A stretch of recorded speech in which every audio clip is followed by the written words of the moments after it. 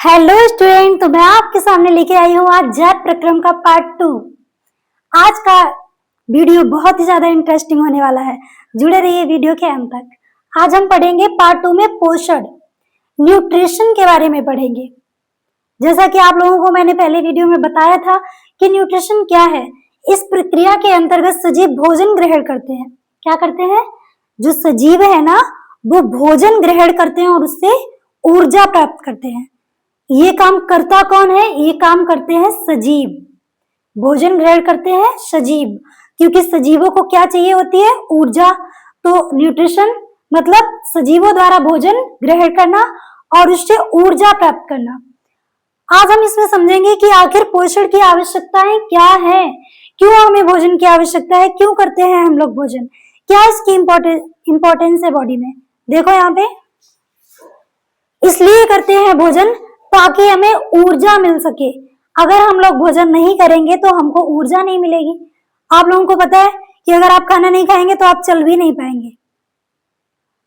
ऐसा भी नहीं है कि एक दिन नहीं खाएंगे तो दूसरे दिन चल नहीं पाएंगे, क्योंकि इतनी तो बॉडी ऊर्जा बचा के रखता ही है अपने पास कि वो 2-3 दिन, 4 दिन, 8 दिन चलता रहे आराम से। लेकिन आप ये अपने बॉडी में वीकनेस फील करेंगे कि आप बहुत वीक हो रहे हैं, आप कमजोर हो रहे हैं, आपको चाहिए भोजन, भूख लगती है। इसलिए माइंड इतना स्ट्रांग है, पहले से ही वो इतना बुद्धिमान है कि आपको तुरंत ही सिग्नल देने लगेगा कि भूख लगी है, खाना खाओ, ऊर्जा चाहिए, नहीं तो कम पड़ जाएगी, आप दुबले हो जाओगे, आप चल नहीं पाओगे। तो ये सारी पहले से आपको सिग्नल मिल जाते हैं। तो ऊर्जा हमें चाहिए, इसलिए हम करते हैं भोजन। पहला तो यह है कि हमको ऊर्जा चाहिए, क्योंकि भोजन ऊर्जा का स्रोत है। नेक्स्ट, शारीरिक वृद्धि। आप अगर किसी बच्चे को भोजन नहीं देंगे तो वो कुपोषित हो जाएगा। उसको अगर पोषण नहीं मिलेगा तो उसकी वृद्धि रुक जाएगी। वो वृद्धि तो करेगा, उसके बोन्स नहीं बढ़ेंगे, उसकी हाइट नहीं बढ़ेगी। बोन्स, हाइट तो बोन्स पे डिपेंड करती है। बोन्स नहीं बढ़ेंगे तो हाइट कम रह जाएगी और एकदम सूखा कांटा जैसा लगेगा, क्योंकि उसकी बॉडी में ब्लड नहीं बन पाएगा। मतलब अगर उसके शरीर में ऊर्जा नहीं है तो वो ग्रोथ कैसे करेगा? कोई भी चीज है, कोई भी सजीव है, मान लीजिए कोई पौधा है, अगर उसको ऊर्जा नहीं मिल रही है तो फिर वो ग्रोथ नहीं कर पाएगा। वो छोटा रह जाएगा, दुबला रह जाएगा, वो अच्छे से ग्रोथ नहीं कर पाएगा। इसलिए हमें चाहिए भोजन।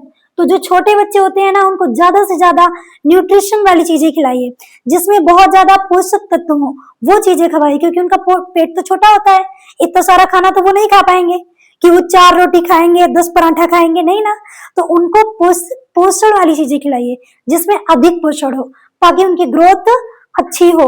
माँ का दूध इसलिए बच्चों को पिलाया जाता है ताकि उनकी ग्रोथ हो जाए, क्योंकि छोटा बच्चा कुछ खा तो पाता नहीं है। और दिखते हैं यहाँ पे, शरीर में टूट फूट की मरम्मत।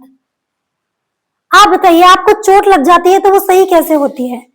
आपके अंदर जो पोषक तत्व जाते हैं, ये उसको रिपेयर कर देता है। क्या करता है? रिपेयर कर देता है। तो शरीर में जो सेल्स टूटते हैं उनकी मरम्मत होती है। चोट लगती है भाई तो सेल्स ही खराब होगी ना, सेल्स ही डैमेज होगी, क्योंकि जब पूरी बॉडी में सेल्स है, सेल्स की संरचना से ही हमारी बॉडी बनी है, तो फिर कौन डैमेज होगा? हमारी सेल्स। तो इसलिए हमें क्या चाहिए होता है? भोजन, पोषक तत्व चाहिए होते हैं। रोगों से प्रतिरक्षा। देखिए, आप पूरा दिन 4 लोगों के बीच में बैठते हैं, 4 जगह जाते हैं। क्या आपको पता है कि आज इस हवा में कौन सा जहरीला पदार्थ घूम रहा है? नहीं पता है ना। आप हमेशा डॉक्टर तो है नहीं कि चेक करते घूम रहे हैं, और होंगे भी तो क्या ही कर लेंगे? किसी व्यक्ति के पास गए, किसी से बात की, उसको कौन सी बीमारी है, उसके कौन से बैक्टीरिया आपकी बॉडी में प्रवेश कर जाए, क्या ही पता आपको। तो आपकी बॉडी में प्रतिरक्षा, रोगों से प्रतिरक्षा, प्रोटेक्शन की शक्ति होती है। आपके बॉडी में रोगों से लड़ने की क्षमता होती है। किसकी वजह से? भोजन की वजह से, क्योंकि आपके बॉडी में ऊर्जा है। कोई स्ट्रॉन्ग व्यक्ति हो तो वो छोटे छोटे रोग जो उसके अंदर पहुंच गए, छोटे बैक्टीरिया पहुंच गए, छोटे वायरस पहुंच गए, तो उससे लड़ लेता है जब तक कि बॉडी की क्षमता है। और जब बॉडी की क्षमता खत्म हो जाती है तो वो उस रोग से ग्रसित हो जाता है। नहीं तो जहां तक बन सकता है, आपकी बॉडी उन रोगों से लड़ती रहती है। आपके शरीर में एंटीबॉडी है, वो लड़ते रहते हैं रोगों से, आपको रोग ग्रसित नहीं होने देते हैं। लेकिन जब आपके अंदर ऊर्जा ही नहीं होगी, आप पहले से ही कुपोषित है, पोषण ही नहीं है आपकी बॉडी में, तो आपको जरा सा भी कोई बैक्टीरिया आएगा तुरंत गिरा देगा, तुरंत बीमार कर देगा। तो इसलिए हमें चाहिए होता है भोजन, सारे प्रोटीन्स हो, जिसमें फैट हो, सब कुछ होना चाहिए, मतलब पूरा न्यूट्रिशन होना चाहिए उसमें। ये है हमारा, इसलिए चाहिए हमको पोषण। आशा करती हूँ कि आपको ये समझ में आया होगा कि पोषण की आवश्यकता क्यों पड़ी, क्यों चाहिए पोषण, क्यों हम भोजन करते हैं। ये कुछ बातें हैं जिसलिए हमें भोजन चाहिए। और देखिए यहाँ पे पोषण के प्रकार, पोषण 2 प्रकार के होते हैं। कौन कौन से?